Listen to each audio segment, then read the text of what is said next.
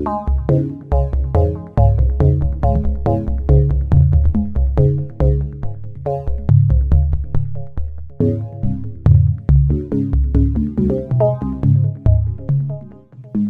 name is Jessica Barfield, and here is this week's edition of the Pioneer at OCCC.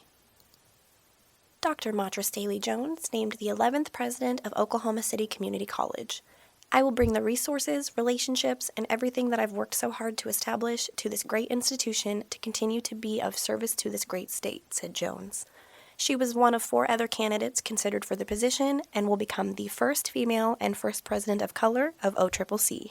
Her first day as president is set for March 1st of this year. This week on campus, starting February 8th to March 29th and February 10th to March 31st, is a high school college prep course. All high school students are welcome to participate, learning about grants and scholarships, as well as essay writing suggestions, how to apply for money, and how to complete FAFSA. The meetings will take place in the OCCC Capitol Hill Center. February 10th, join Student Life and our formal dining expert for a black tie affair. A night of fancy dining, be prepared to eat a gourmet meal, and learn how to eat like a professional boss. This is a formal event, so while we ask for you to be yourself, please dress in your best formal attire, suits, tuxedos, dresses, etc. February 14th, Flowers for Friends. Want to show your friends love on Valentine's Day? Just stop by the office Student Life for a free rose while supplies last. There will also be the opportunity for you to hand make a card for someone special. February 15th, Oklahoma State Regents for Higher Education presents OCCC students, faculty, and staff members with the opportunity to meet their legislators to discuss the impact that higher education has had in their life. This is an opportunity to visit the Oklahoma State Capitol and to connect with your state legislators and leadership to discuss higher education issues important to you. And February 16th will be a spring transfer fair. From 10 a.m. to 2 p.m., attend the Spring Transfer Fair to learn more about your chosen bachelor's degree program, scholarships, and admissions. Celebrate Black History Month with the Keith Leftwitch Memorial Library. Watch Professor David Eichard speak on how we present Black history and why it matters in his TED Talk, The Real Story of Rosa Parks and Why We Need to Confront Myths About Black History. Going Back to T-Town explores the Tulsa Race Massacre, while Parable of the Sower is the first in a series to explore an apocalyptic world impacted by climate change and social inequality. The library will continue to release other relevant titles through its Facebook page throughout the month of February. OCCC in the news. Teresa Borum, an alumni from Oklahoma City Community College, is running for Norman's Ward 4 City Council against 4 other candidates. The University of Oklahoma plans to load a new financial support program named Crimson Commitment in fall 2022 to provide affordable education for incoming transfer students. OU has also established transfer pathways with Oklahoma City Community College. The film industry has been growing in Oklahoma with films such as Killers of the Flower Moon, Minari, Reagan, and the TV show Reservation Dogs being filmed here.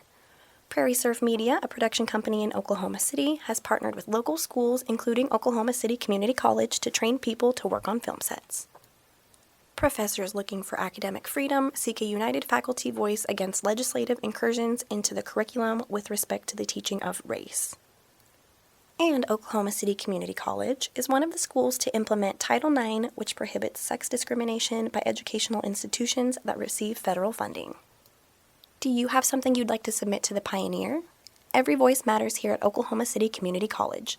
The Pioneer is seeking submissions of all kinds. If you have an event or item worthy of news coverage, a correction, an editorial, letter to the school, or even just a note of encouragement, please email Professor Kyle Barnett at kyle.j.barnett@occc.edu. OCCC is also hiring. Positions include Human Resources Administrative Coordinator, responsible for performing a variety of administrative functions in support of the Office of the Vice President for Human Resources, Assistant Director of Upward Bound, to work with the Director of the TRIO grant programs to develop, plan, and implement a program of educational services, Coordinator of Recruitment, assisting the Director of Recruitment with development and implementation of recruitment strategies, Health Professions Lab Assistant, primarily providing assistance for labs for the health professions programs, and Theater Technician. The cultural program's temporary theater technicians are responsible for performing a variety of duties in support of users of the OCCC Bruce Owen Theater and Visual Performing Arts Center Theater. Apply at occccjobs.com Only those enrolled in 6 hours or more per semester are eligible for student jobs. Staff and faculty positions may require advanced degrees. OCCC's award-winning newspaper, The Pioneer, is also looking to hire an editor-in-chief, managing editor, and an online editor to work on the paper, produce content, and oversee other newspaper staff. Other positions include staff writers who will pitch story ideas and write interesting print pieces. Again, visit OCCCjobs.com to apply.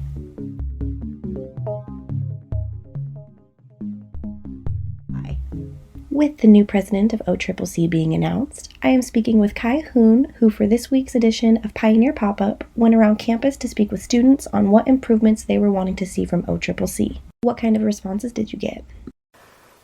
So I asked 5 students around campus. So Wesley, he said that I love to see some better foods, maybe like a special place for or a restaurant for healthy food. Or Brian said, currently everything looks awesome, but I think more direct sites to get to places would be better. And then Callista said, I think everything is cool, honestly. And Maligaya, he said that I want to see a better community, more activities, and maybe some new majors to provide more diversity to all the students. Zoe said, we are doing really well right now. I guess I would just like to see encouragement for students to come back onto campus and to experience that kind of campus life. Those are great responses. Thank you so much. Thank you. During the presidential forum, Dr. Matra Staley-Jones was asked about her experience for the position as president here at OCCC.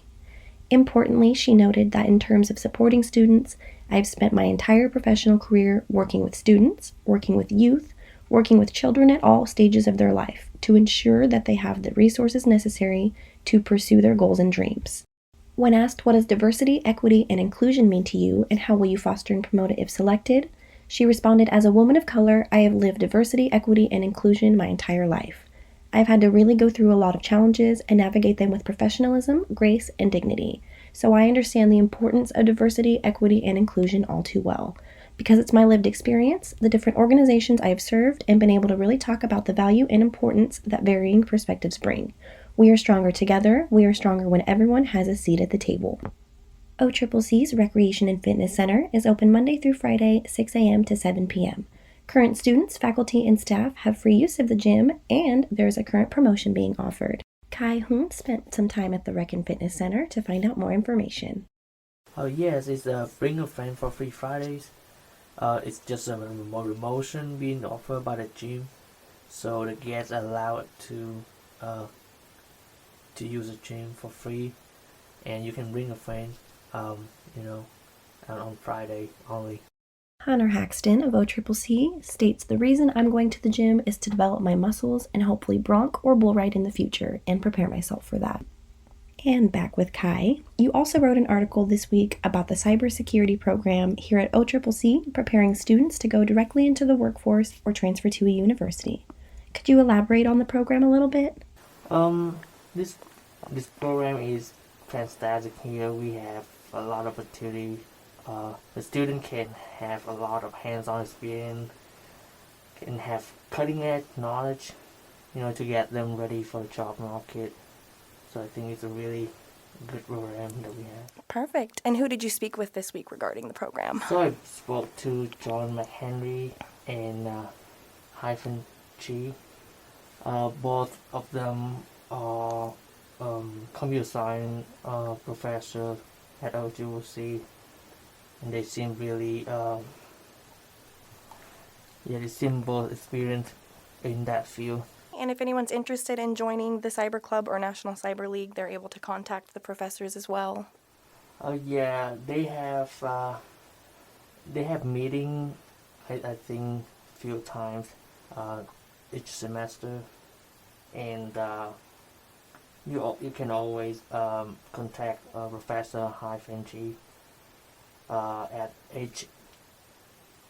hji@occ.edu. All right, thank you so much. Student Life is making sure that 2022 is the year of support, fun, and inclusion here at OCCC. by planning activities and events that allow students to create memories that'll make friends and ultimately help with their goal and completion here at OCCC. Student Life tries to create a pleasant environment for students who are part of these activities and seek to connect all students who want to get out of their shells. Director of Student Life, Cody Garrison, and his team plan to have varied activities all semester long, including trying to put together an event that brings generations together, as well as reaching out to Bill Nye's team in hopes to have him on campus to speak with students. I am speaking with Michael Farrell. regarding John Farrell, OCCC stage manager, and his life in theater. First, you highlighted in your story, how exactly did he get started in theater? His dad and brother, they were first in it when he was still, probably 12 or 13. And they started slowly easing him into it. They would just take him to work, and all he would do at first would be like sweep stuff up, like cigarette butts or something. And then, or make coffee, do that kind of stuff. But when he got to about 15, 16, he would start actually working on shows, and he would like move equipment. And sometimes he'd mess with the curtains. That's a good way to get your foot in the door. Yeah, and then that's when he became, when he was about 17, 18, it's when he became a, what's the title for it? I think a journeyman. Oh, okay. For the stage manager's union. It's like IASTE or something like that. Yeah. Well, Yeah, that's how he got started. That's awesome. As a stage manager, he got to work at the Civic Center you mentioned, and he got to work on one of his favorite shows. What was that? That was Les Miserables. Okay. And the thing that made that show kind of special to him was, it was the last show in their old Civic Center. Mm-hmm. So there was that aspect of nostalgia to it. So right. Yeah, I enjoyed that. And also, there's a character named Cosette, and that's where his mom, my grandma, got her name Cosette, because her father really liked the story, which I believe was originally a book, and that's how he found out about it. Awesome. And that was in like the 1920s or something, so very long time ago. Small world, and it all tied back together. Yeah, right. All right, well, thank you so much. Thank you. Rochelle Mosby, who helms the desk in the Arts, English, and Humanities main office as division assistant, has been overcoming hardships and barriers to an education for decades while remaining determined to pursue an advanced degree and support OCCC students and faculty through their own educational journey.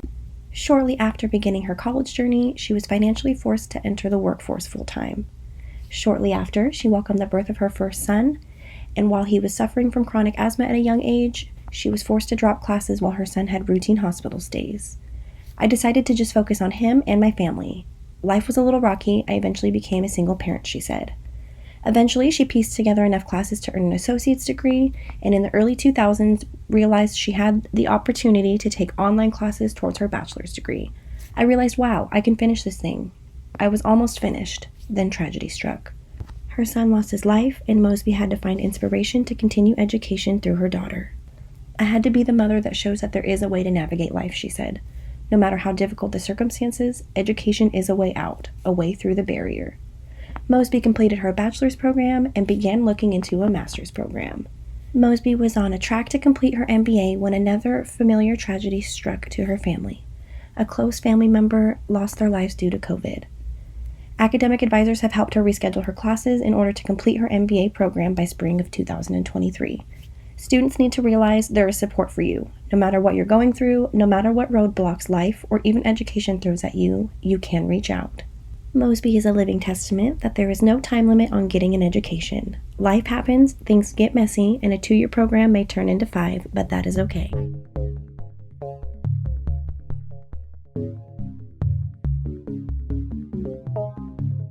I am sitting down speaking with Kai Davis. All right, and we're just discussing your story about OCCC's Writing Center. Who did you speak with this week? Well, I spoke with Kaylin Bottoms. And she works at the Writing Center. Is writing something she's always loved doing or been passionate about? Yeah, whenever I interviewed her, she said that she's always impressed her teachers with her writing styles. I remember she said 5th grade, she had a poem that she did, and it just blew everyone's mind. That's awesome. Perfect job for her. So do you have any benefits that you guys discussed of the Writing Center for OCCC students? What's a reason a student would want to go to the Writing Center? I mean, other than like her just enjoying the job and like meeting nice people and such, I've even had like benefits going to the writing center myself.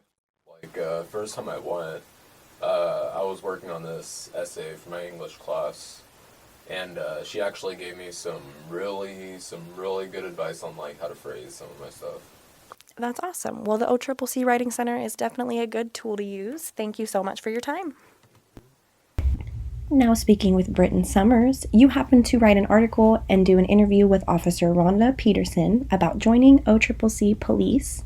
During that interview, what exactly did she mention was her reasoning for wanting to come over to OCCC? Come over here because she had worked at her local county for about 30 years, and she just wanted a new experience, from what I recall correctly. All right. And do you know about how long she had been a police officer prior to coming over here? She said she'd been about 30 years, 27 years, I believe. So, yeah, she worked she worked for a long time with the particular county, and she ended up coming over here because, again, she wanted another experience. Yeah, you mentioned in the article, you quoted her, "I believe that you should be trained no matter what age you are. I've been like a sponge soaking up so much information." Yeah, she said that. I asked her if she learned anything new when she was out here, and that's what her response was. Perfect, thank you. And the second article you wrote about was involving incidents of a man who had been reportedly asking for hugs from female students. And he apparently non-consensually kissed like an underage female student. So yeah, it got pretty bad. And that had been reported to OCCC PD. Yeah, they put up these things called timely warnings on the email. Gotcha. Yeah, I see that the police chief had mentioned to report any suspicious activity to the OCCC campus police department immediately. That is it for this week. We hope you join us again for next week's edition of OCCC's Pioneer.